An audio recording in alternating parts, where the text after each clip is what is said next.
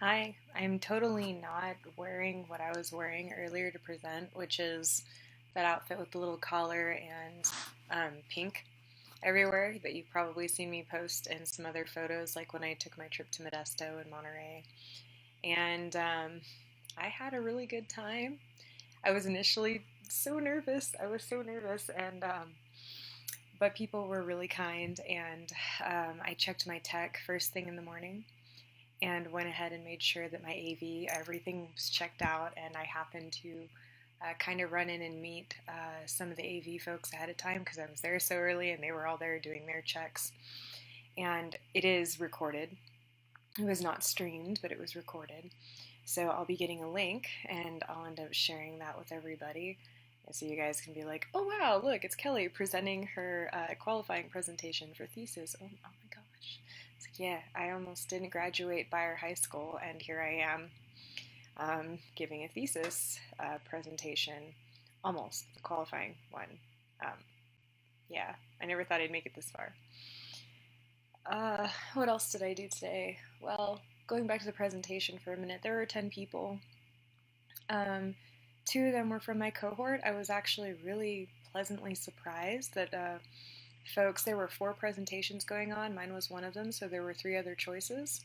And I was just very honored that people who were not part of my department decided to come and listen to my presentation. They didn't have to, um, but it was great, and they provided excellent feedback. I need to review every single little detail of what they gave me as part of my little paper thing they fill out and give me feedback for. But it was fascinating. At first, I kept going, like they tell you in drama, just keep going, just in case, even if you make a mistake, which I didn't, but even if you make a mistake, keep on going, even if the audience doesn't seem like as engaged as you want, or maybe the reaction's different than you thought, just keep moving along. And I did. And I was especially nervous because my mentor had like this look on his face, and I was kind of like, oh God, am I doing this right? Yes, I was doing it just fine. I think everybody was just kind of blown out of the water, which I don't normally like using that phrase. So you're just really, really surprised.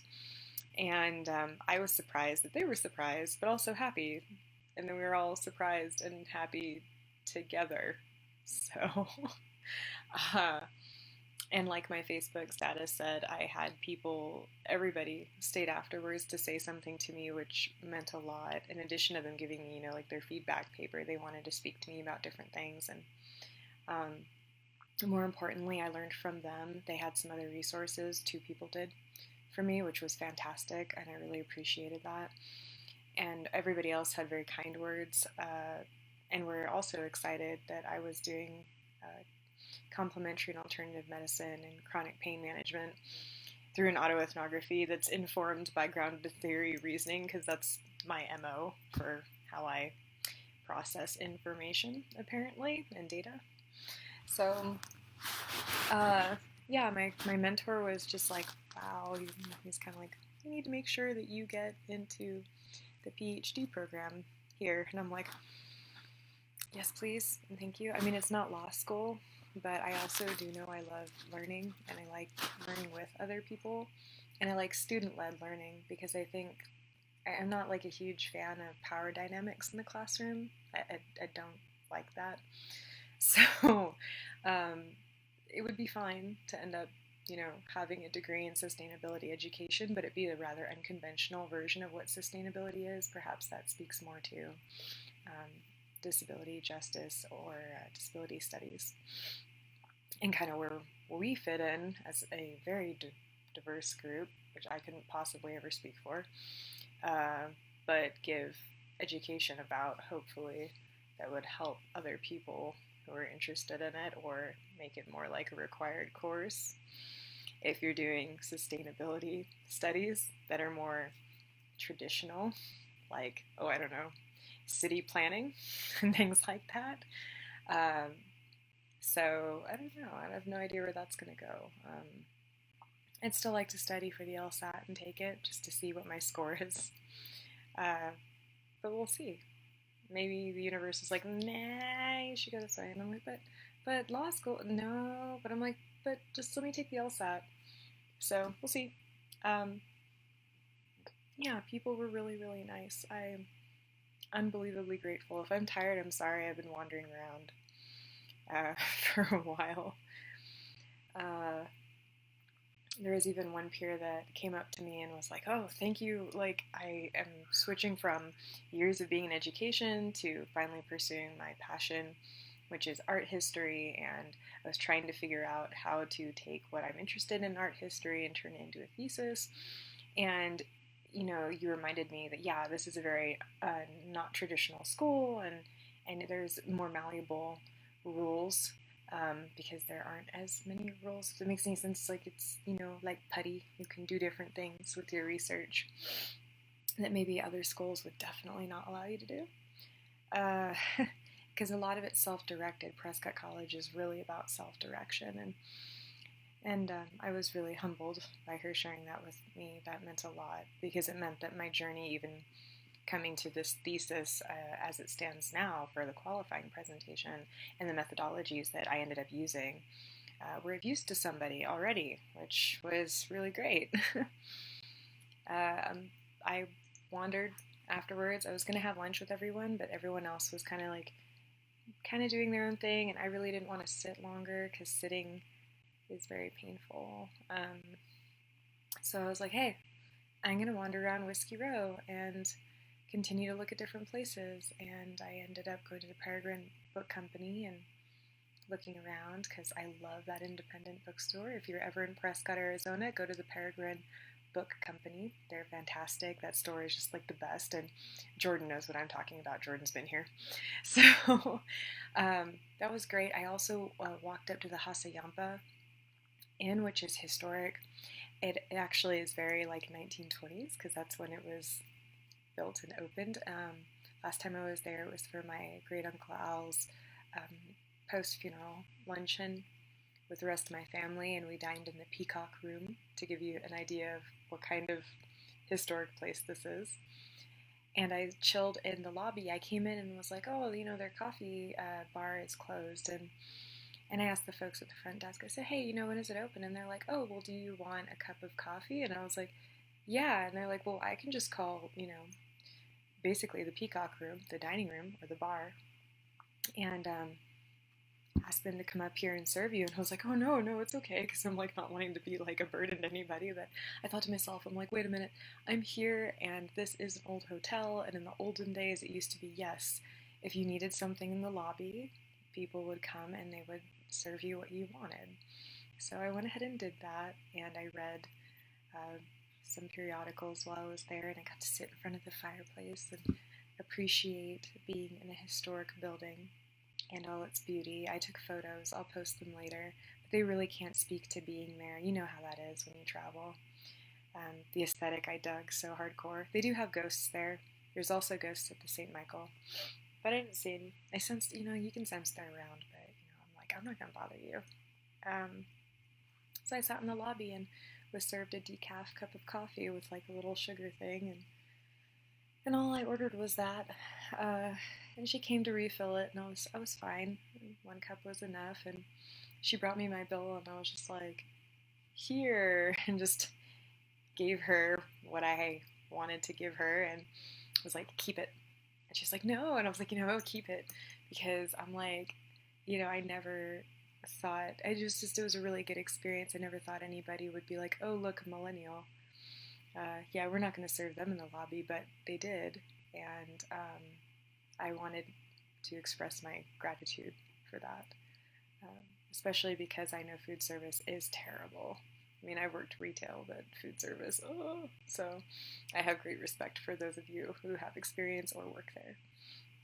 So that was fun. I got to sit in the lobby and just kind of be a history, architect, interior decor dork for a bit.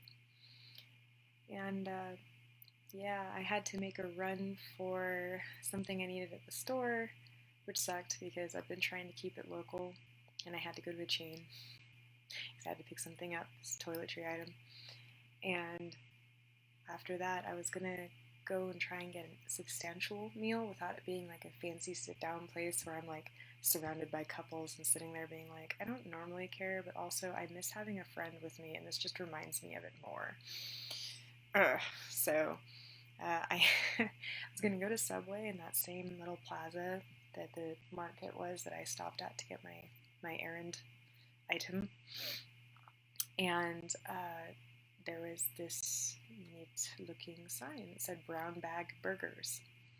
And they had a sign in their window. It was like, voted best burgers in Prescott. And I looked at their website on my phone real quick when I was standing outside Subway, and I'm like, I'm not going to Subway. I'm going to go to Brown Bag Burger. And I did.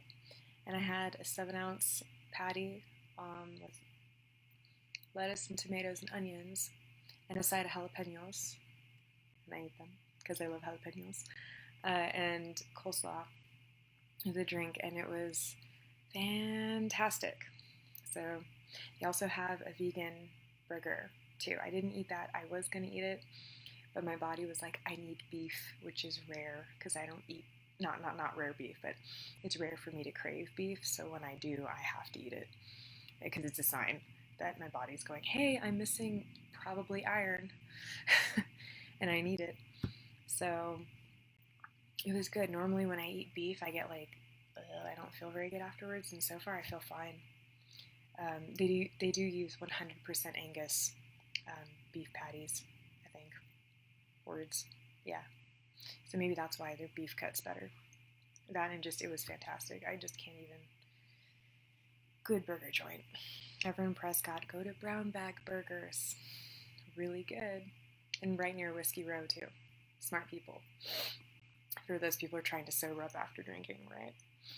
So I'm back now. I might be back for the evening, but I might also wander around and maybe watch the sunset from the courthouse steps. That might be kind of nice.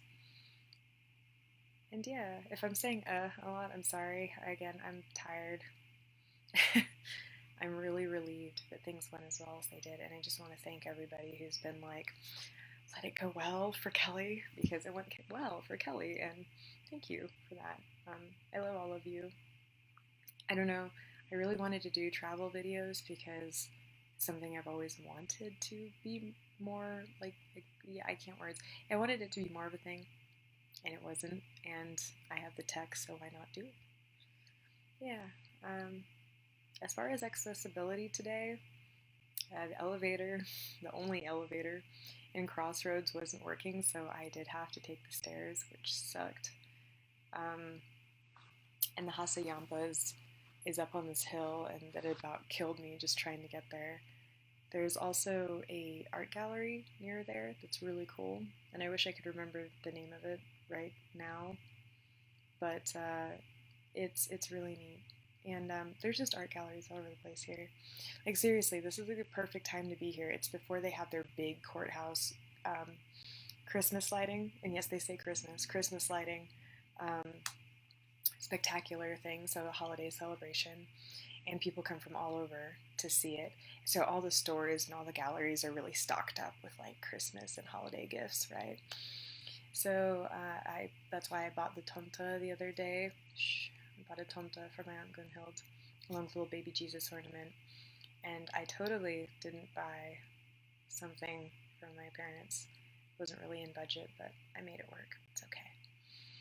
Because I'd rather buy local or buy from people who make things here than continuing to buy from chains. It's something that I'm really trying to commit to every Christmas. For me, Christmas and Yule. For you, it could be something else. But yeah, it was beautiful. Today was a beautiful day.